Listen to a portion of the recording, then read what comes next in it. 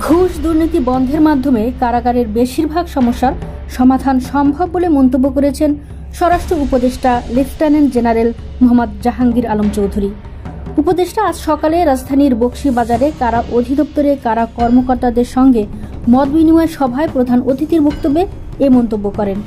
উপদেষ্টা বলেন, বৈষম্য বিরোধী ছাত্র আন্দোলন শুধু কোটার জন্য হয়নি, এর পেছনে মূল কারণ হিসেবে কাজ করেছে ঘুষ, দুর্নীতি ও দ্রব্যমূল্যের ঊর্ধ্বগতি।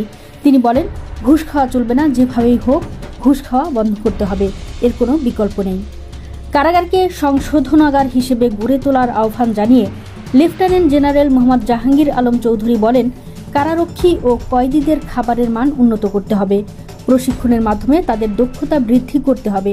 তিনি এ সময় কারা কর্মচারীদের ব্যক্তিগত ডোসিয়ার শৃঙ্খলা এবং কল্যাণ নিশ্চিতকরণে সংশ্লিষ্টদের প্রয়োজনীয় নির্দেশনা প্রদান করেন। কারা কর্মকর্তাদের উদ্দেশ্যে উপদেষ্টা বলেন, কারাগারের নিরাপত্তা বিধান করা আপনাদের মূল দায়িত্ব। তিনি বলেন, ঘুষ না খেয়ে আপনাদের সম্মান পুনরুদ্ধার করুন, কেননা ঘুষ খেলে ব্যক্তির পাশাপাশি প্রতিষ্ঠানের সুনাম ক্ষুণ্ণ হয়। উপদেষ্টা এ সময় কারা কর্মকর্তা কর্মচারীদের বিভিন্ন দাবি দেওয়া সম্পর্কে অবহিত হন। কারা মহাপরিদর্শক ব্রিগেডিয়ার জেনারেল সৈয়দ মোহাম্মদ মোতাহের হোসেন সহ কারা অধিদপ্তরের বিভিন্ন পর্যায়ের কর্মকর্তাবৃন্দ মত বিনিময় সভায় অংশগ্রহণ করেন।